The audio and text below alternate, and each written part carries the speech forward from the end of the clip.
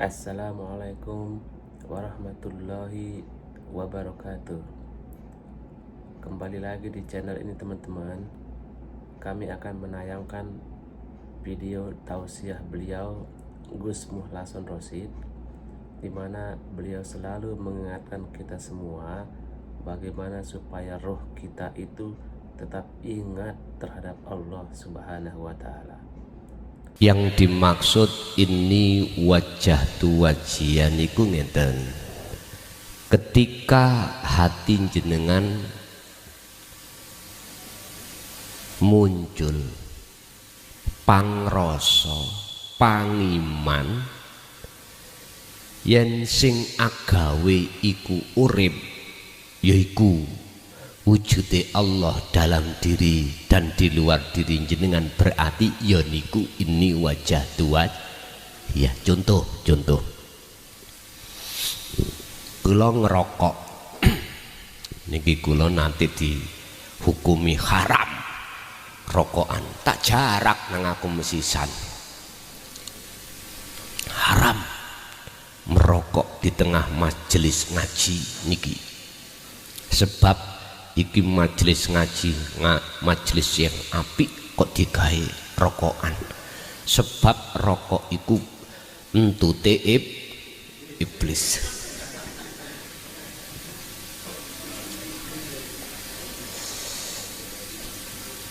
Tak jarak nang aku tambahan rokokan. Contoh, ketika saat saya merokok, hati saya, hati kita kok muncul rasa, wong Jawa iku rasa keimanan yang bisa agawe iki sedaya iku urip, yaiku subhanalladzi maha suci sapa Allah. Maka inilah maksud ini wajah tuat. Iya, sholat iku mang ibadah yang tidak murni. Saiki sing murni sholat. Kok ya sing muncul ati panjenengan iku pangrasa sadar kalau sing agawe sholat iku mung Gusti Allah, wujude urip iki. Maka itulah yang disebut ini wajah tuat. Iya, ingat, inna sholati wa nusuki wa mahyaya wa mamati iku lillahi rabbil ngalamin. Sholatku, ibadahku, mati uripku iku wae Gusti Allah. Loh, ku hamba tadi kemana? Fana. Loh, hilang. Berarti jenengan iki sudah masuk ke alam fana. Sebab inilah yang dimaksud Kanjeng Nabi, jikalau hatimu sudah ada keinginan untuk bertemu Allah dan kau melakukan dzikirnya tersebut wal yaumal akhirah, maka kau akan bisa masuk ke alam akhir di dunia. Artinya ning dunya iki pak alam akhirat sudah nyoto. Beda dengan syariat, alam akhirat itu besok. Kalau sudah yaumil qiyamah terjadi, yaumi yub'ats, yaumil qiyamah itu hari penghancuran seluruh isi langit dan bumi. Yaumi yub'ats, hari kebangkitan, dibangkitkan manusia dari perut bumi, ya toh. Lalu ada yaumil hisab, perhitungan. Habis itu setiap diri manusia disuruh nguwot sirotol, barulah ketemu alam akhirat. Lapo amen ngenteni ngelakoni ngunu ngenteni sesuk kiamat to dhisik ilang ngono. Rumangsa kita sebagai makhluk yang wujud, sebagai makhluk yang punya ini punya itu, ilang ngono. Setelah hilang matilah jenengan. Akhirnya muncul yaumul ba'ats, hari kebangkitan. Apa? Bangkite ati sangka dene tenggelamane roh iki, ditenggelamkan nafsu niki, Pak. Bangkit idfin mendemo sira wujudaka ing wujud ira fil ardil humuli ing dalem bumi kefanaan. Ya niki akhiri bangkit dihisab mboten. Apane sing dihisab jenengan? Wis gak ngaku-ngaku, wis gak ngaku-ngaku sing duwe iki iku jenengan sudah gak ada. Rumangsa isok salat, rumangsa isok zakat, poso, haji, maca Quran ilang. Apane sing dihisab? Akhire ya niku fa'budu hadza siratum mustaqim. Jenengan iki hakikate wis ngliwati siratal mustaqim, masuk ning akhirat. Wa dzakarallaha katsiran, ayate ditutup Al-Ahzab, percontohan Kanjeng Nabi mang wa dzakara lan ilingo Allah ing Gusti Allah katsiran kelawan akeh. Ini balik runu maneh. Bon nikilah yang dimaksud ini wajah tuwaj ya. Yang kedua tentang masalah zikir. Di dalam Al-Qur'an 30 juz Pak. Zikir niku wonten petang tahapan. 1. La ilaha illallah. Syariate. Afdalu dzikri fa'lam annahu la ilaha illallah. Allah dulu. Syariat.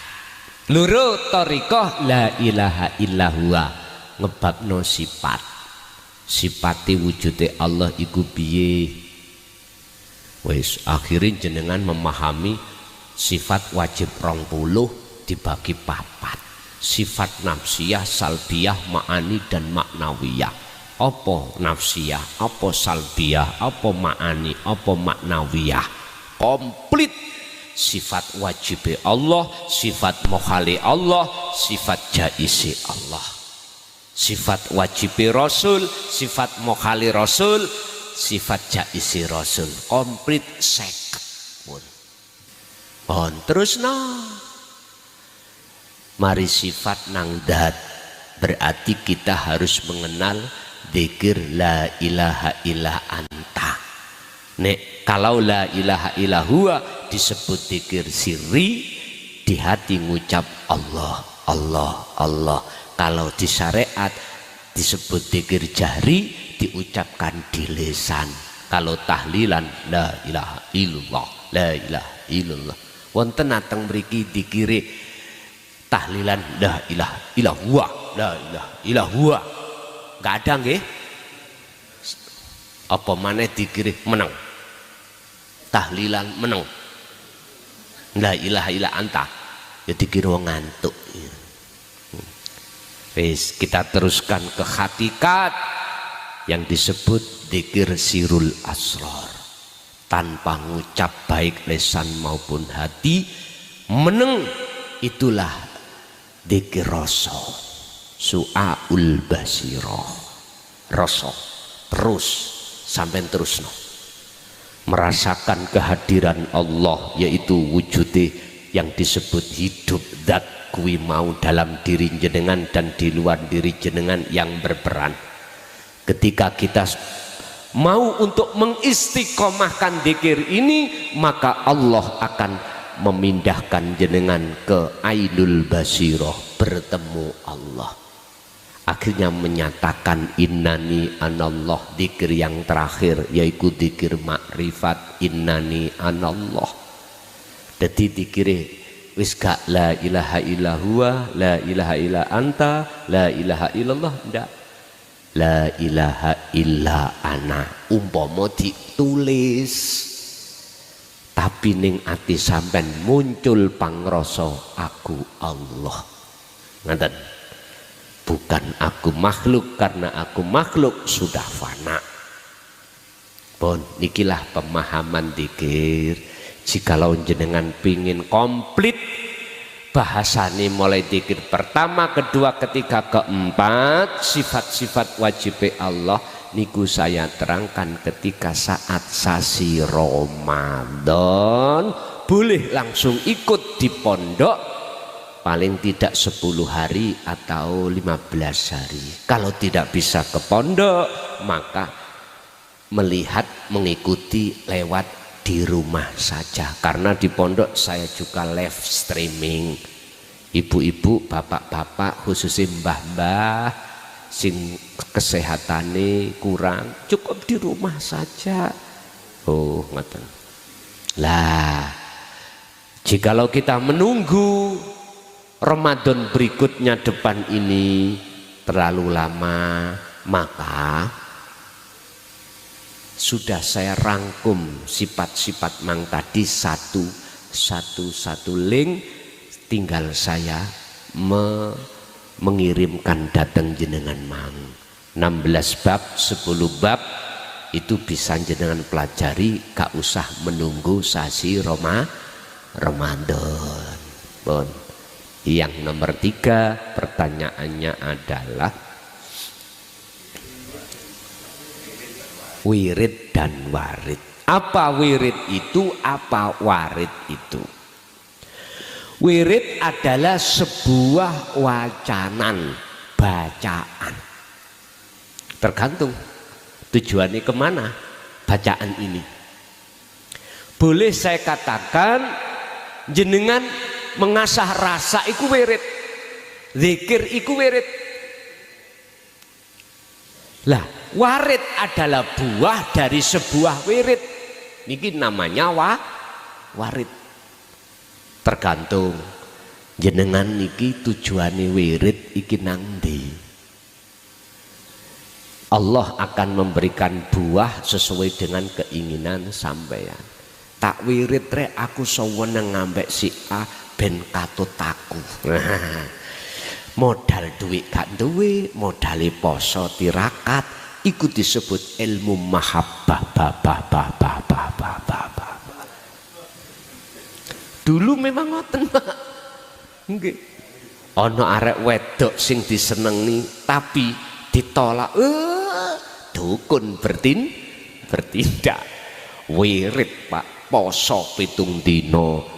Ya toh? Terus banjur ngoten diwirid supaya dhek iku mang kuwi ora bakal iso turu kanthi nyenyak. Kuwi ora iso bakal mangan kanthi penak nek gak kuwi tresno menyang Kang Mas. Disebut jenenge, Pak. Dap leh delalah kuasane Allah. Wirid ikut akhirnya berbuah warid, mahabbah namanya. Akhirnya jenengan wong wedok nyeleleng nek gak ketemu Kang Mas. Masya Allah. Nah, hati-hati Bu, sampai sekarang isi ono ilmune tapi wis tak pendem, gak oleh ditokno, mboten angsal. Karena kita imannya tidak terhadap terus Nabi Ibrahim tidak beriman terhadap rembulan atau matahari. Lah jenengan kula aturi dzikir tadi iku disebut wirid tatkalane jenengan terus asah. Apa warite? Makrifat. Niki lho mengke. Wa may yattaqillaha yaj'al lahu makhrajan. Surat At-Tolak ayat 2 kalau enggak salah. Punggelane ayat 2. Sing sapa wonge estu astine atine takwa menyang Allah. Takwa iku ilmu amal istiqomah, jenengan terus istiqomah dikiri tadi ya toh. Makhrajan yaj'al lahu makhrajan. Allah akan membuka mata hati sampeyan masuk di dalam alam fana. Membuka rahasia Allah kewujudannya. Maaf teman-teman, saya potong sedikit videonya ya. Gus Muhlason menjelaskan bahwa wujud Allah Subhanahu wa Ta'ala itu sudah tidak rahasia lagi. Silahkan simak videonya sampai selesai teman-teman ya. Akhirin jenengan iki wis gak rahasia. Wujude Allah bagi hati jenengan wis gak rahasia maneh. Walaupun bagi orang lain itu masih gaib, Allah itu masih rahasia bagi orang, tapi bagi jenengan sudah tidak rahasia. Wis ta Pak, ning gunung ngelmu apapun terkait rahasiane Allah dibuka, digrojok ning ati sampean. Nggih niku wau Pak, isine jero kekep wau lho sing disimpen Mbah Buyut sampean ning Pogo ta itu Pak asline. Tapi gak dijelasno ngono. Wis isyarah sedaya para masayih dulu, romo-romo dulu gitu. Makhrajan dibuka, ibarat sesuatu pintu yang tidak mungkin bisa dibuka itu pasti Allah buka. Artine apa? Iki umpami kalau artekno masalah, jenengan iki duwe masalah urusan dunya apa wae, wis seakan-akan angel dibuka. Apakah bab rezeki, bab perseduluran, bab masalah kerukunan, bab masalah sosial, bab masalah apapun, kuwi nek kepingin iku kebuka, ojo merasa dirimu sing buka, mboten saged. Sing buka iku mung Gusti Allah. Carane jenengan kudu marek wa ilaihil wasilata, marek nang Allah lewat jalan apapun. Iki lewat wasilah, lewat dzikir sing kedah yang harus kita dawamkan, yang harus kita laksanakan. Yang tidak mengerti sikon, artinya sikon apapun harus kita lakukan itu. Udah nanti pasti Allah buka yang namanya pintu yang tidak bisa dibuka. Wa yarzuqhu min haitsu la yahtasib. Yaj'al lahu makhrajan wa yarzuqhu min haitsu la yahtasib.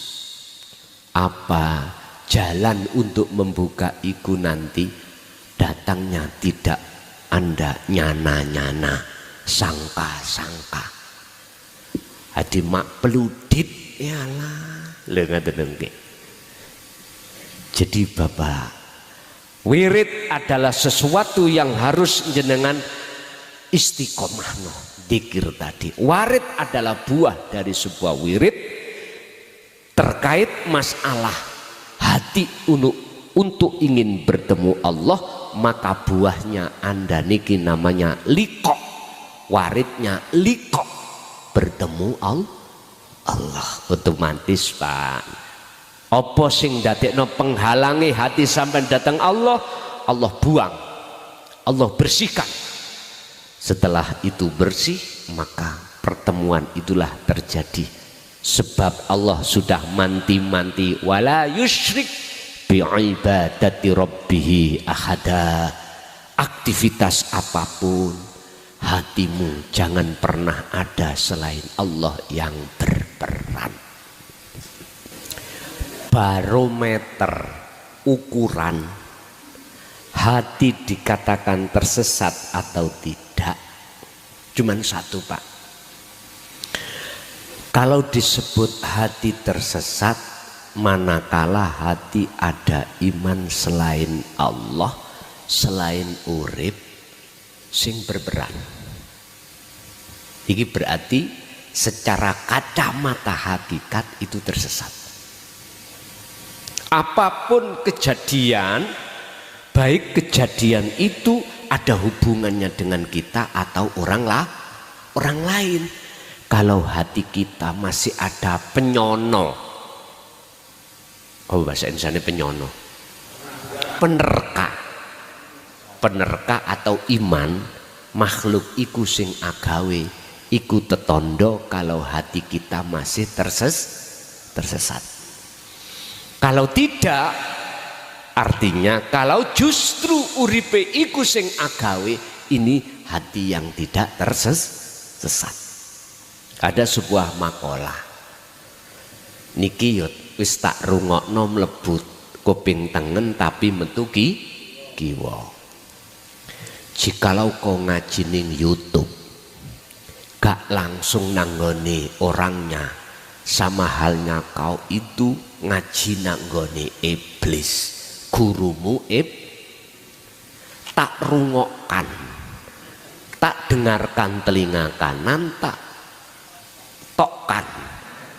keluarkan telinga kiri. Tapi ngeten Pak,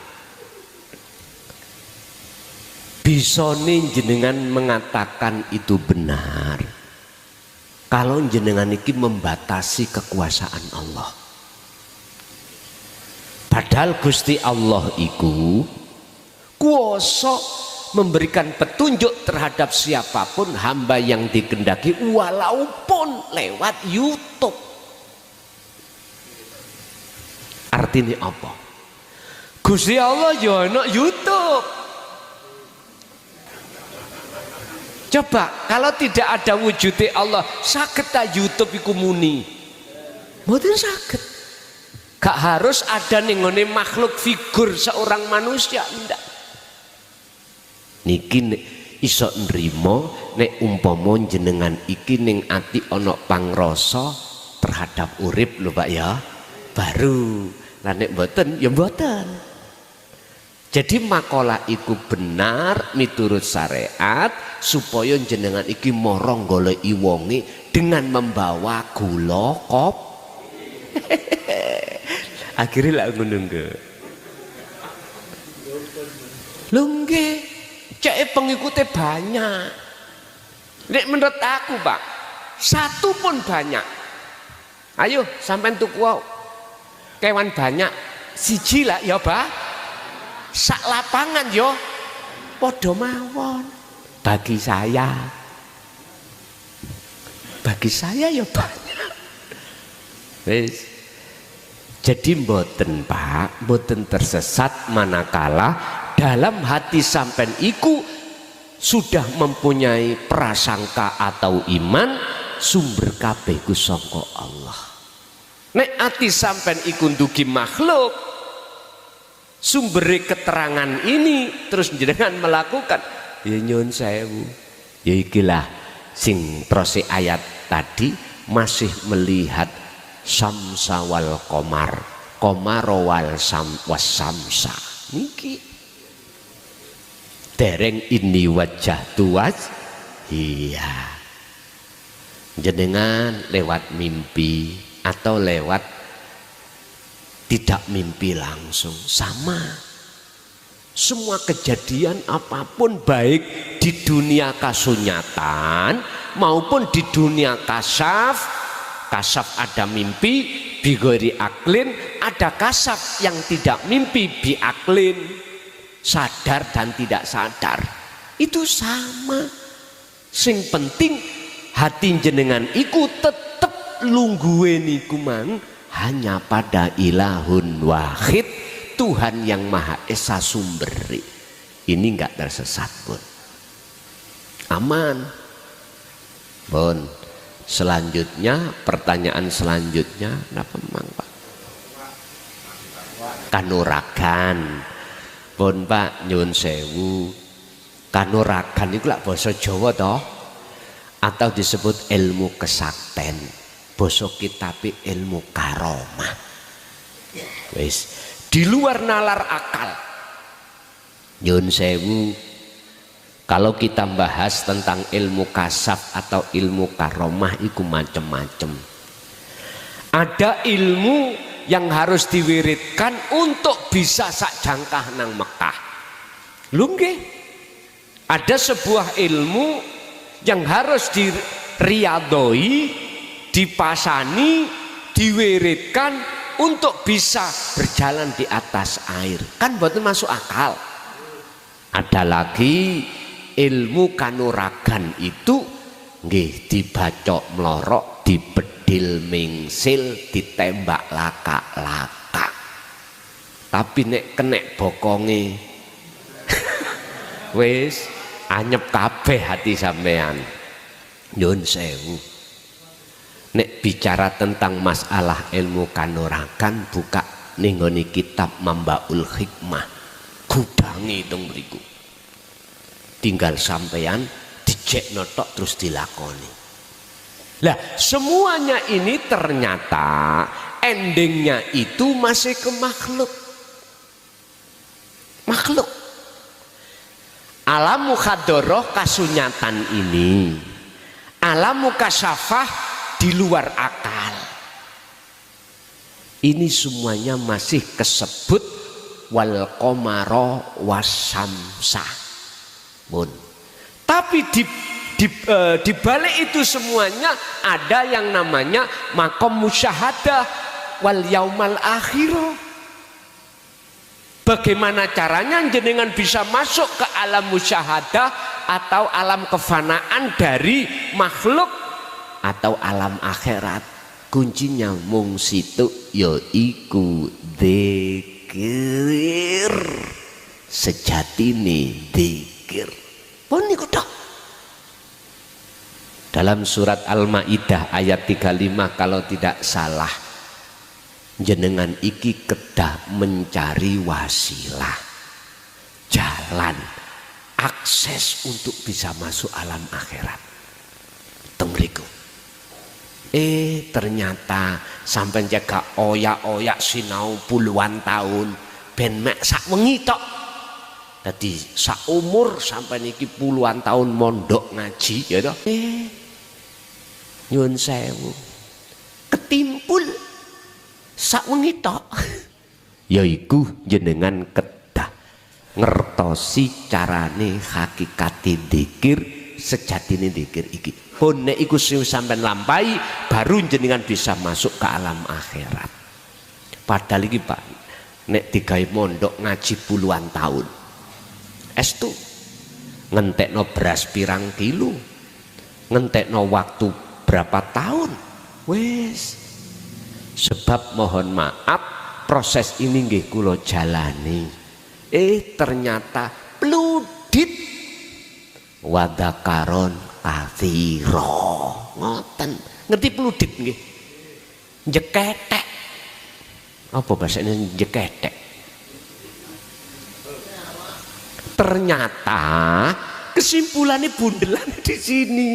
Pun ngoten kitab sak lemari ku koyok-koyok mboten kanggo. Sing dulu kita itu belajar jaidun qaimun. Masya Allah. Mak pludit. Lah jenengan pun sepuh-sepuh ini apa ya mungkin mondok maneh.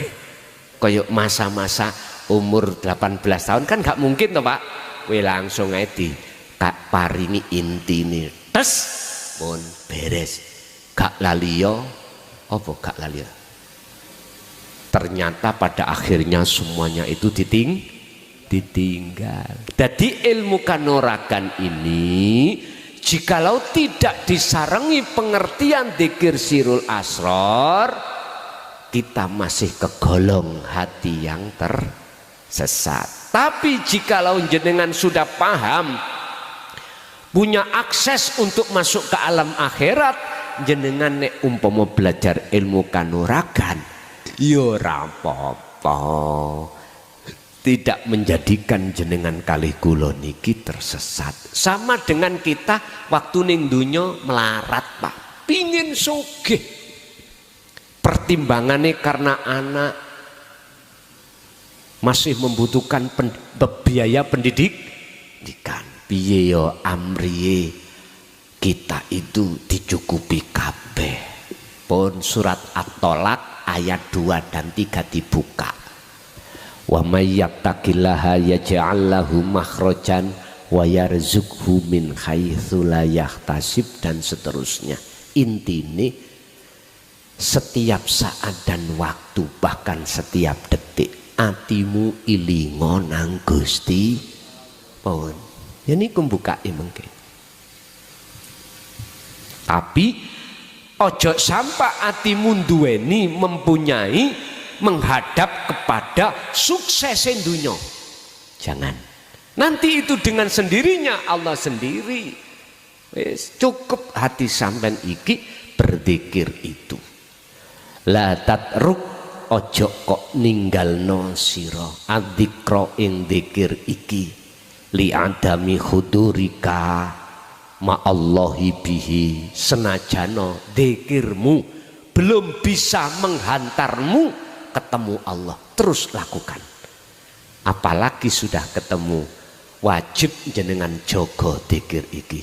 Nyun sewu Pak, luwih berat menjaga kemerdekaan daripada mencari kemerdekaan. Kok iso? Ngeten sejarahnya.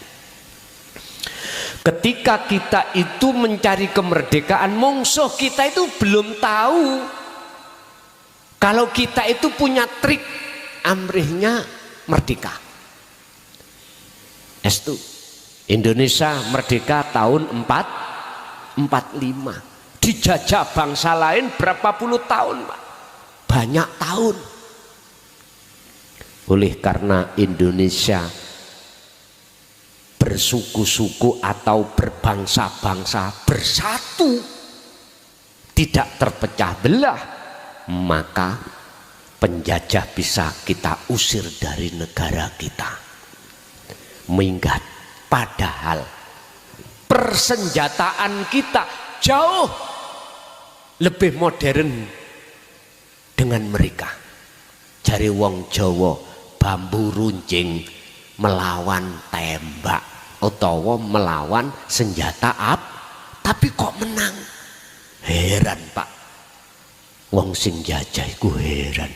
Ono apa nih yo orang pribumi Indonesia kok bisa nggak punya senjata, senjatanya minim, tur lagi udah kuno, kok bisa mengalahkan senjata sing mutakhir? Karena persatuan. Umat Islam, umat Hindu, umat Buddha, umat Nasrani masuk dalam kesatuan, bersatu, akhirnya minggat. Nyun sewu, akhirnya londo itu kok londo, akhirnya bangsa lain, maksud saya ya, yang menjajah itu mikir-mikir mau melebu, mau jajah maneh, pikir-pikir, tapi kan terjadi, tapi kalah maneh lah ngoten nih. Akhirnya bangsa lain itu, wah kalau gitu kuncinya sudah tahu, saya kalah karena persatuan itu. Memakai cara bagaimana orang pribumi itu tidak bisa bersatu, terpecah belah, wis macem-macem. Orang Indonesia pribumi, nyun sewu, umpama mayoritas umat Islam, berarti nggawa delegasi maca umat Islam. Panjenengan ning masjid, dia juga ke masjid. Kita umat Islam, ulamanya ceramah, melok ceramah. Ya iki Pak, sistem jikalau serigala kau ingin mendapatkan domba, kau harus berbulu domba. Wes maca sarungan, ya pinter maca Quran, pinter maca hadis, gitu, pinter ceramah, tapi isine menghasut.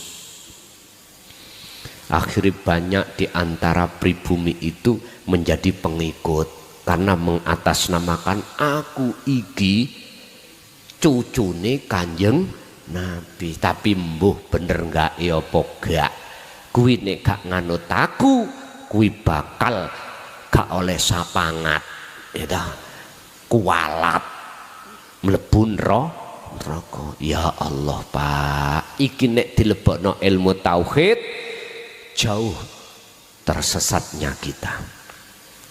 Sebab tidak ada yang bisa mensyafaati si A terhadap si B, nggak ada satupun yang bisa menolong mensyafaati, cuman Allah. Ngapunten, wong buyuti mengatakan nyun sewu lho ya, kullillahi syafa'atu jami'an. Rasulullah itu berkata Pak, bahwasanya syafaat itu milik Allah, bukan milikku. Ayo dibuka di dalam surat Az-Zumar ayat 44. Itu Rasulullah sendiri yang mengatakan syafaat ini mutlak milik Allah, bukan milik saya.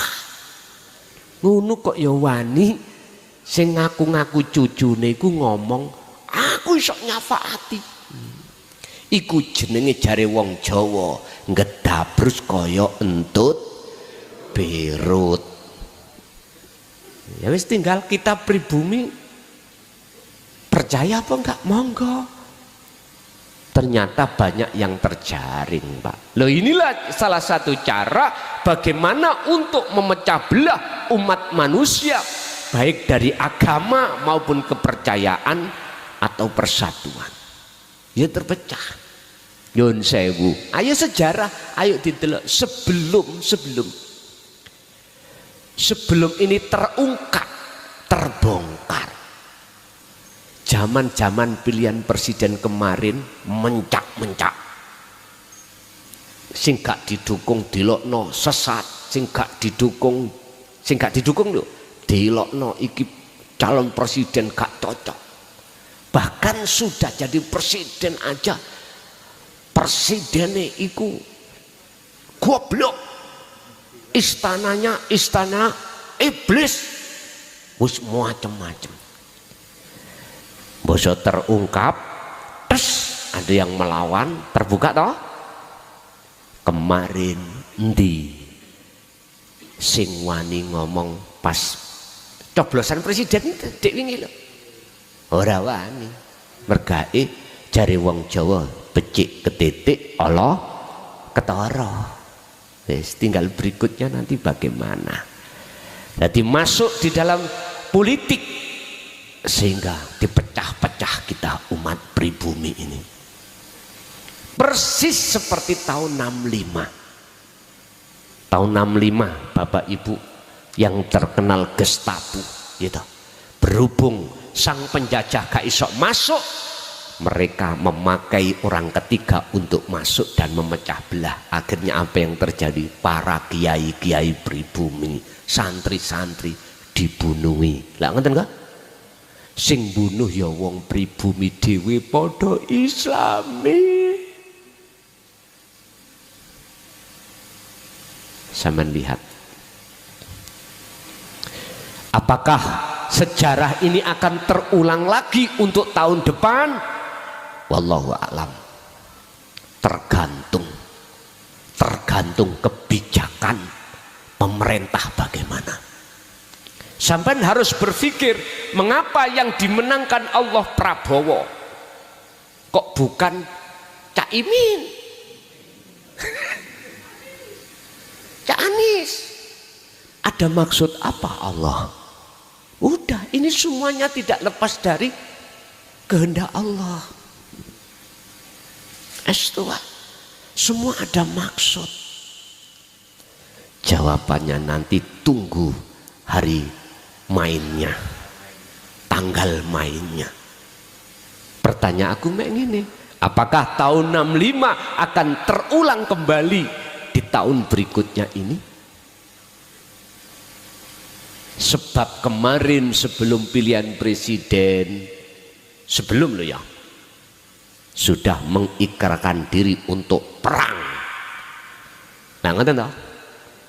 Jadi tetangga sebelah sudah mengatakan menabuh genderang peperangan. Masya Allah. Ya sudah. Padahal hal itu nek miturut tauhid illa ibadaka minhumul mukhlasin. Orang yang tidak bisa diseret kerana ini atau termakan hanya mereka yang hatinya sudah bertauhid. Nek wis bertauhid nggak akan percaya, Pak. Nggak akan percaya. Karena apa? Mereka menyeret dalam iman supaya memuja, memuji, menghormati terhadap makhluk. Nggak akan percaya. Karena mereka hati yang sudah bertauhid, sudah kebawa ilmu sejati, dia harus hanya ke Gusti. Ini wajah tuaj, ya. Nyun sewu Pak, tentang robitoh, tentang penghadapan. Ning Quran iku nggak ada satu ayat pun untuk mengarahkan ketika robitoh, ketika bertawajuh itu terhadap makhluk, nggak ada. Wis sing hafid, sing isok nemokno, monggo, ayo didiskusikan. Tapi yang jelas sementara ini, selama ini yang kutemukan satu, ini wajah tuwaj, tentang penghadapan itu hanya pada Allah, bukan pada makhluk. Sekarang pertanyaannya, siapa yang membikin ulah ketika kau berobitoh, ketika kau bertawajuh, ketika kau menghadapkan hatimu ikut kepada gurumu sebagai mursyidmu, sehingga dengan begitu kau akan ke guruku, guruku ke guruku, guruku ke guruku sampai kanjeng Nabi. Ulah siapa ini? Saya sudah dikasih Allah tahu, tapi tidak boleh dikasih tahu pada yang lain. Cuman saya dikasih tahu, disuruh untuk mengatakan harus hanya pada ilahukum ilahu wahid. Quran kula oyak-oyak ketemu mung niki. Enggak ada yang menganjurkan ketika tawajuh iku selain Allah, enggak ada. Kan ada Pak, kuine Arabe tawajuh Solo robitohmu iku fotoku tekeen ngarepmu. Kalau tidak begitu bayangkan wajahku. Sebab nyun sewu, yang bisa menghantarkan kamu sampai ke Rasulullah iku aku. Sebab sanatku iku muttasil. Pak nyun sewu, mpun tersinggung nggih. Iku ngedabrus kaya entut berut. Nyun sewu, saya juga korban. Puluhan tahun Pak saya korbannya. Mulai tahun 74 Luis. Sehingga gelisah terus, kok begini yo, terus kemana yo aslinya untuk menemukan kedamaian jiwa itu tempatnya di mana? Akhirnya Allah memberikan petunjuk datang jenengan lewat Al-Quran. Ala bidzikrillahi tatmainnul qulub. Ingatlah, hanya kau ingat berzikir pada Allah lah jiwamu akan damai. Gak dijelasno zikir sing ya apa ora. Akhirnya tafakur demi tafakur jenengan kali kula bertemulah ini wajah tu wajia itu. Jadi Pak, walaupun jenengan secara akal atau di luar akal kejadian apapun, jenengan tetap harus bilwadil muqaddasit tua, harus masuk di dalam lembah yang disucikan yaitu akhirat. Caranya jenengan kedah memegang zikir. Jadi kanuragan itu bisa menjadikan penghalang, juga bisa menjadi tumpaan sebagai kendaraan untuk bertemu Allah. Nah teman-teman, terima kasih telah menonton videonya sampai selesai. Itulah tausiah beliau Gus Muslah Hasan Rosyid. Semoga apa yang dijelaskan oleh beliau bisa bermanfaat untuk kita semua, baik di dunia, lebih-lebih di akhirat. Akhirul kalam, assalamualaikum warahmatullahi wabarakatuh.